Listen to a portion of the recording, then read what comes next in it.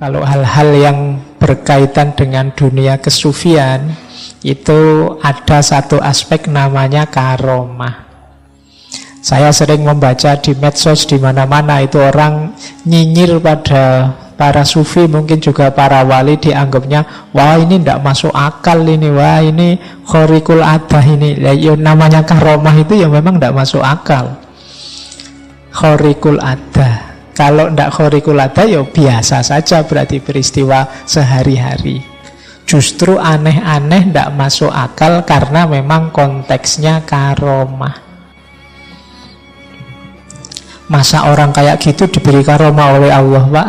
Loh ya siapa yang tahu? Kalau bahasanya hadisnya Rasulullah kemarin kan at-taqwa hahuna. Kalau ada orang bilang masa orang kayak begitu diberi karomah oleh Allah, sebenarnya ada konotasi kesombongan di kalimat ini.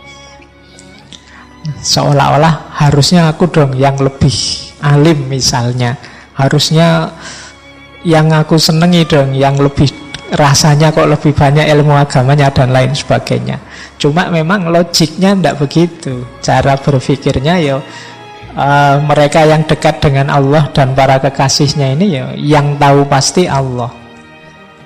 Baik, ini memang dunia tasawuf punya alur berpikir yang berbeda. Oke, teman-teman, kita mulai ya. Biar langsung ngaji saja. Sudah jam 8:30. Nah, saya awali dari quotes ini. Selama kita tidak belajar mencintai makhluk Allah, kita tidak akan bisa mencintai kebenaran dan kita tidak akan mengenal Allah. Wow, ini kalau mengikuti syair-syairnya Maulana Rumi ini, satu kalimat ini saja itu bisa dijelaskan sampai nanti jam 10. Ya, di satu kalimat ini ada tema cinta kepada makhluknya Allah, ada tema cinta pada kebenaran, dan ada tema mengenal Allah. Itu sudah jadi satu buku, satu quotes ini saja. Jadi kalau kita tidak belajar mencintai manusia, tentu saja kita tidak mungkin cinta pada kebenaran. Karena agennya kebenaran itu manusia. Jadi yang oleh Allah dititipi dengan makhluk yang namanya kebenaran itu manusia. Di luar manusia tidak sibuk mencerna, mendekati, apalagi mencintai kebenaran karena sudah paket jadi. Binatang, tumbuhan itu kan paket jadi. Beda dengan kita manusia yang berproses, diberi alat, bisa dekat dengan kebenaran, bisa jauh dengan kebenaran. Itu manusia.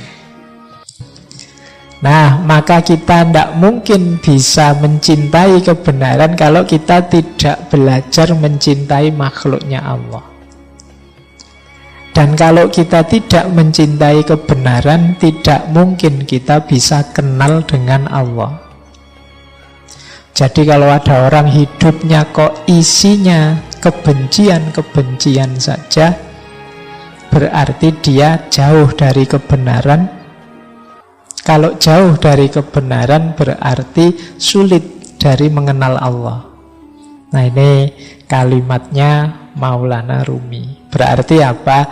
Ya mari hidup ini dikembangkan dengan jalan mencintai makhluknya Allah apa saja.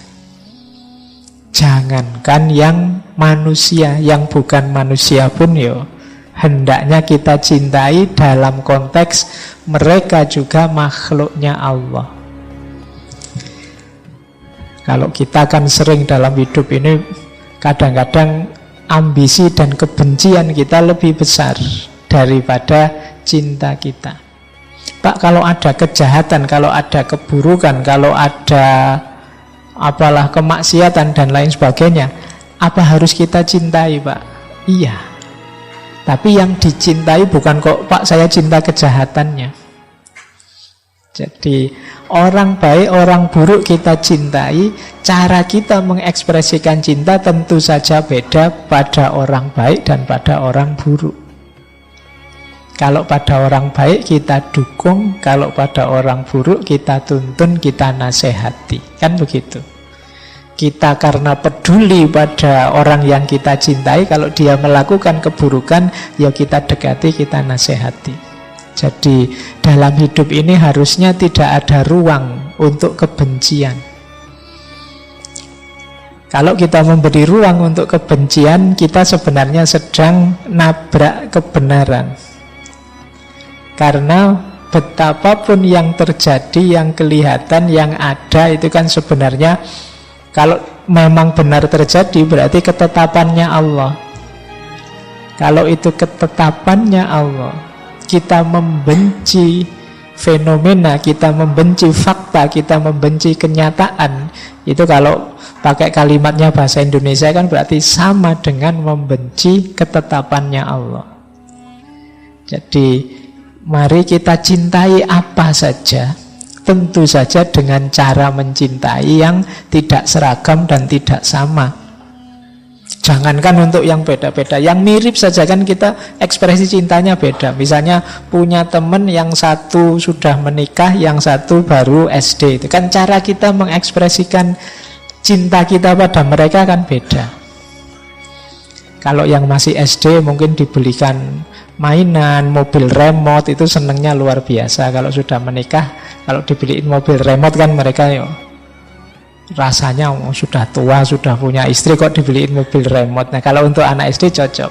Jadi ekspresinya beda-beda. Sama nanti dengan orang baik, orang buruk.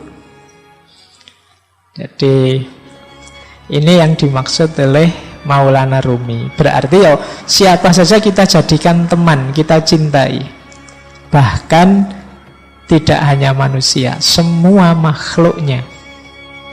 Kalau kemarin kita belajar etika lingkungan itu, keluarga kita kan tidak hanya yang manusia, bahkan tidak hanya makhluk hidup. Makhluk tidak hidup pun yang jenisnya abiotik juga harus kita cintai.